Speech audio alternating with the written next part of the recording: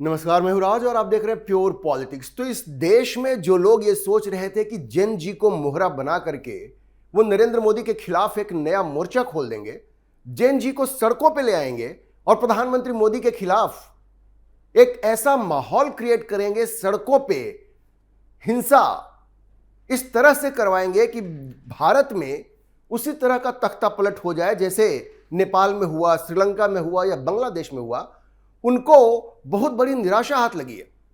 देखिए, प्रधानमंत्री मोदी के बारे में अगर कोई यह सोचता है कि चूंकि उनकी उम्र 76-77 साल हो गई है तो जेनजी से वो कट गए हैं, जेनजी के साथ वो कनेक्ट नहीं कर पाएंगे और इसलिए इसका फायदा उठा करके इस तरह की साजिश रची जाए और उसको सफल करने की कोशिश की जाए, तो उनको यह पता होना चाहिए कि प्रधानमंत्री मोदी इस तरह के चैलेंज को स्वीकार करने में कभी पीछे नहीं रहते हैं।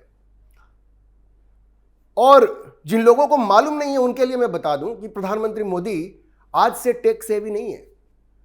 ट्विटर पे, फेसबुक पे, इंस्टाग्राम पे वो आज से नहीं है। उनके बारे में एक बात मशहूर है कि जब वो गुजरात के मुख्यमंत्री होते थे तब से और उससे भी पहले से वो टेक सेवी हुआ करते थे। सुबह सुबह उठ करके आईपैड पे खबर पढ़ना ये प्रधानमंत्री मोदी आज से नहीं करते हैं, क्या जब गुजरात के मुख्यमंत्री थे तब से करते हैं। टेक सेवी है वो, टेक्नोलॉजी से उनका बड़ा करीबी रिश्ता है। इस बार जिन लोगों ने ये सोचा कि ये जो इंस्टाग्राम की जनता है, ये जो जेनजी है जो सबसे ज्यादा इंस्टाग्राम पे एक्टिव रहती है, उनको मोहरा बनाया जाए, तो प्रधानमंत्री मोदी ने क्या किया? प्रधानमंत्री मोदी ने इंस्टाग्राम पे ही एक वीडियो मैसेज डाला, ये पेपर लीक से संबंधित। और आपको पता है उसका क्या परिणाम हुआ? मिलियंस में उसके व्यूज गए, मिलियंस में। 15 मिलियन तो सिर्फ लाइक्स उसके हुए और तकरीबन 1.5 मिलियन के आसपास, 1.3 और 1.4 मिलियन के आसपास उस पर कमेंट्स आए। और अगर उनके पूरे इंस्टाग्राम फॉलोअर्स की बात आप करेंगे तो वो बढ़ के 105 मिलियन हो गया है। 105 मिलियन। सोचिए कितना करारा थप्पड़ है ये उन लोगों के लिए जो लोग प्रधानमंत्री मोदी को जेनजी के नाम से डराना चाह रहे थे। वो लोग जो प्रधानमंत्री मोदी के खिलाफ जेनजी को मोहरा बनाना चाह रहे थे। सोचिए 105 मिलियन उनके फॉलोअर हो गए। और जिस दिन उन्होंने वीडियो डाला उसी रात कुछ खबरों के मुताबिक उनके फॉलोअर्स की संख्या 1 मिलियन बढ़ गई। देखिए किस तरह से जेनजी कनेक्ट कर रही है उनके साथ। और उसके बाद कुछ ही दिनों में यह फॉलोअर्स की संख्या 4 मिलियन बढ़ गई। एक रात में 1 मिलियन। तो प्रधानमंत्री मोदी ने जब ये इंस्टाग्राम पे वीडियो डाला पेपर लीक से संबंधित, तो अपने मंत्रियों को भी कहा कि भाई आप जेनजी के साथ कनेक्ट कीजिए। आने वाली जो पीढ़ी है, आने वाली क्या पीढ़ी आ चुकी है, तो न सिर्फ उनका इंस्टाग्राम अकाउंट के जो फॉलोअर्स हैं वो इतने ज्यादा बढ़ गए, बल्कि देखिए एक तो होता है फॉलोअर्स आप परचेज भी करते हैं, है ना, ऑर्गेनिक फॉलोअर्स होते हैं, इनऑर्गेनिक फॉलोअर्स होते हैं। लेकिन जब इंगेजमेंट होता है ये आपको बताता है कि फॉलोअर्स आपके वीडियो को, आपको कंटेंट को कितना लाइक कर रहे हैं। तो आप देखेंगे कि जो इंगेजमेंट है, आप सोचिए 15 मिलियन इंगेजमेंट कोई कम नहीं होता, इतने लाइक्स हैं और 1.5 मिलियन के आसपास कमेंट हैं। तो जिस तरह से उन्होंने नई जनरेशन के साथ कनेक्ट किया है वो अपने आप में एक बहुत बड़ा उदाहरण है। एक चीज तो यह हुई कि उन्होंने तुरंत जेनजी के साथ कनेक्ट किया। दूसरे, प्रधानमंत्री मोदी चाहते तो जंतर मंतर पे ये लोग जो ड्रामा कर रहे थे और जहां ये बिल्कुल स्पष्ट था कि भाई वहां पे छात्र तो कम ही है, ये क्रिमिनल एलिमेंट्स वहां पे ज्यादा हैं, वो बड़ी इजीली उनको टैकल कर सकते थे, बड़ी इजीली टैकल कर सकते थे। लेकिन उनको लगा कि नहीं भाई, एक भी छात्र के खिलाफ कोई बल प्रयोग नहीं होना चाहिए और उन्होंने कोई बल प्रयोग नहीं किया। उन्होंने ईगो को भी इशू नहीं बनाया। उन्होंने कहा कि ठीक है, धर्मेंद्र प्रधान का इस्तीफा भी हम करवा देंगे, कोई बड़ी चीज नहीं है। लेकिन आप ये सोचिए कि ये जो विपक्ष के लोग हैं, ये खुद जो कॉकरोच जनता पार्टी के लोग हैं, ये कितने मूर्ख हैं।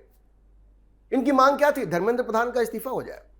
आपने कभी सुना कि उन्होंने ये कहा हो कि नहीं, आप एग्जाम सिस्टम को इतना मजबूत बनाइए कि फिर से कभी पेपर लीक ना हो? कभी इनकी मांग नहीं रही। जो 3 मांगे थी उनमें भी कहीं पे ये मांग नहीं थी कि आप एग्जाम सिस्टम को स्ट्रिक्ट बनाइए, रॉक सॉलिड बनाइए। ये मांग उनकी कभी नहीं रही। विपक्ष की भी यह मांग नहीं रही। अभी मैं आपको बताऊंगा कि पार्लियामेंट में जो बातचीत हुई है, क्योंकि सरकार अमेंडमेंट बिल लेकर के आई है, उसमें भी विपक्ष ने तमाम तरह की बातें की, कोई सुझाव नहीं दिया। सुझाव है ही नहीं इनके पास। परीक्षा को कैसे स्ट्रिक्ट बनाया जाए, कैसे पारदर्शी बनाया जाए, इसको लेकर के विपक्ष के पास कोई आइडिया ही नहीं है। आलोचना करने के लिए आप आलोचना करते रहिए, आपके पास कोई सजेशन है क्या? कोई सजेशन नहीं है। लेकिन प्रधानमंत्री मोदी की प्रतिबद्धता आप देखिए। उन्होंने न सिर्फ धर्मेंद्र प्रधान का इस्तीफा करवाया, बल्कि ये तुरंत पार्लियामेंट में बिल लेकर के आ गए और तमाम वो व्यवस्थाएं उसमें की गई हैं जिससे कि ये जो अपराधी हैं, देखिए ये तो कभी नहीं कहा जा सकता कि कोई भी सिस्टम इतना फुल प्रूफ हो जाए कि उसमें कभी कोई लीकेज ना हो। ये दुनिया में कहीं होता नहीं है। लेकिन आप सजा का प्रावधान कर सकते हैं, उसको मजबूत कर सकते हैं। अब जो नया कानून सरकार लेकर के आई है संसद में, उसमें पहले जो 5 साल तक की जेल होती थी वो 10 साल तक की जेल हो जाएगी और फाइन 50 लाख तक होगा। और जो सर्विस प्रोवाइडर हैं उनका फाइन तो और बढ़ के 5 करोड़ तक हो जाएगा।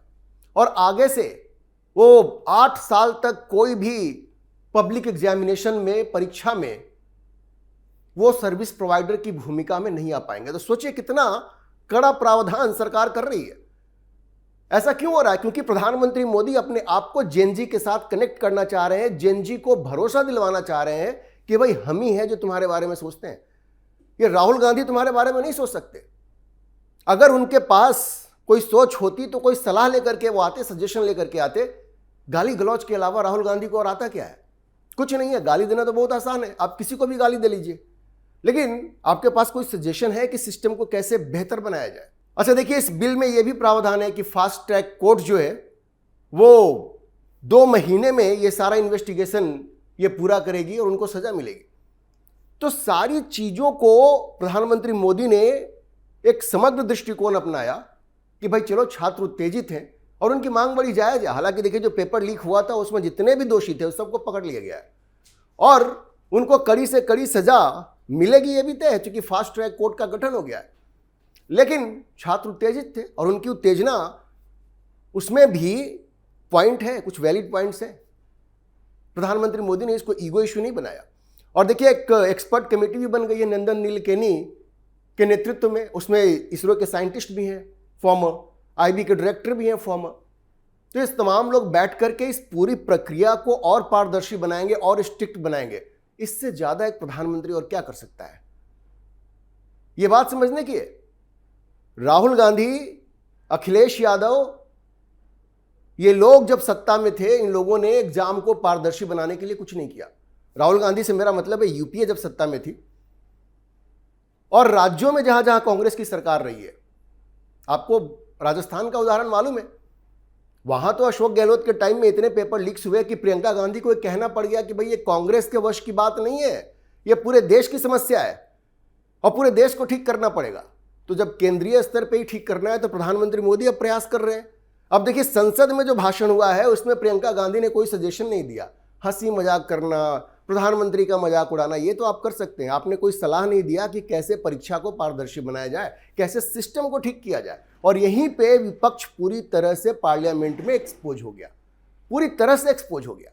अब देखिए, कांग्रेस के गौरव गोगोई क्या कहते हैं? वो कहते हैं कि ये सब जो सरकार कर रही है वो आई वॉश है, ये सब दिखावा है, इससे कुछ होने नहीं वाला नहीं है। सरकार का फेलियर है कि एग्जामिनेशन को वो स्ट्रिक्ट नहीं बना पाई, पारदर्शी नहीं बना पाई। बस ये सब कह दिया, कोई सलाह तो कुछ नहीं दिया। अखिलेश यादव ने मजाक उड़ाया, कहा कि ये धर्मेंद्र प्रधान का इस्तीफा इसलिए हुआ क्योंकि प्रधानमंत्री को बचाना था। भाई ये सब तो आपने कह दिया। आपके टाइम में अखिलेश जी क्या हुआ था उत्तर प्रदेश में, ये आप भूल गए? उत्तर प्रदेश में पीएससी के पेपर्स कैसे लीक हुए आपके टाइम में, ये आप भूल गए थे। खैर, वो आप भूल गए तो भूल गए, आपने कोई सलाह भी नहीं दिया। तो ये मजाक उड़ाने का ये जो इन लोगों का फितूर बन गया है कि बस कुछ भी हो प्रधानमंत्री मोदी को अटैक कर दो, सरकार को अटैक कर दो और चुपचाप निकलते बनो, तो जनता भी ये पहचान गई है। इसलिए जो गुंडा एलिमेंट है वही जंतर मंतर पे आते हैं, आम जनता अब नहीं आती इनके बुलाने पे, या आते हैं तो वही वो जो जिहादी एलिमेंट्स हैं वही पहुंचते हैं, आम जनता अब नहीं जाती है। अच्छा, अब ये जो लीडर ऑफ ऑपोजिशन है राहुल गांधी, उन्होंने तो जो नए शिक्षा मंत्री हैं प्रहलाद जोशी, उनके बारे में कह दिया कि ये तो बलात्कारियों के डिफेंडर हैं, बलात्कारियों के रक्षक हैं। आप सोच लीजिए, ये राहुल गांधी की भाषा है। ये व्यक्ति कभी भी सभ्य समाज में रहने लायक है ही नहीं। कभी कभी तो ऐसा प्रतीत होता है, हमेशा गाली गलौज की भाषा करना है। नए शिक्षा मंत्री के बारे में उनको बस यही कहना है कि ये बलात्कारियों के डिफेंडर हैं। ये राहुल गांधी का कहना है। आप सोचिए, ये इनकी आदत बन गई। ये पहले भी सुप्रीम कोर्ट में जा करके ये माफी मांग चुके हैं, और अगर इनकी यही हरकत रहेगी तो इनको आगे भी कई बार माफी मांगना पड़ेगा। आपको याद होगा राफेल के मामले में इनको सुप्रीम कोर्ट में जाके माफी मांगनी पड़ी थी। उसी तरह से ये पनामा केस में शिवराज सिंह चौहान के बेटे के ऊपर जो उन्होंने आरोप लगाया था, उसके बारे में भी माफी मांगनी पड़ी थी। और अब वो नए शिक्षा मंत्री के बारे में इस तरह की बात कह रहे हैं कि ये बलात्कारियों के डिफेंडर है। तो ये इनका लेवल है राहुल गांधी का, बस गाली गलौज करना, सरकार के ऊपर उल जुलूल आरोप लगाना, यही कर सकते हैं वो। लेकिन देखिए, एक्सपोज ये वहां पे होते हैं जहां पे दिख जाते हैं कि इनके पास सलाह के नाम पे, सजेशन के नाम पे कुछ नहीं है। कंस्ट्रक्टिव अपोजिशन का जो काम होता है, सलाह देना, कंस्ट्रक्टिव एडवाइस करना, वहां पे ये पूरी तरह से फिसड्डी साबित होते हैं। तो संसद में जो बहस हुई पेपर लीक पे, उसमें भी विपक्ष पूरी तरह से एक्सपोज हो गई। इनके पास कुछ भी कंस्ट्रक्टिव ऑफर करने के लिए नहीं है, बस अभद्र भाषा का प्रयोग करना, गाली गलौज का इस्तेमाल करना। राहुल गांधी भी वही करते हैं, अखिलेश यादव ने भी वही किया, और प्रियंका गांधी से तो आप कुछ उम्मीद ही नहीं कर सकते। बस उनकी नाक उनकी इंदिरा गांधी से मिलती है, ये उनकी सबसे बड़ी क्वालिफिकेशन है, और उससे लगता है कि वो उतनी बड़ी चिंतक हैं जैसी इंदिरा गांधी थी। खैर, जो भी हो, जैसा मैंने आपको शुरू में बताया, प्रधानमंत्री मोदी जेन जी के साथ कनेक्ट करने में उन्होंने जो प्रयास किया उसमें वो काफ़ी हद तक सफल हो गए हैं। 105 मिलियन फॉलोवर होना कोई छोटी बात नहीं है।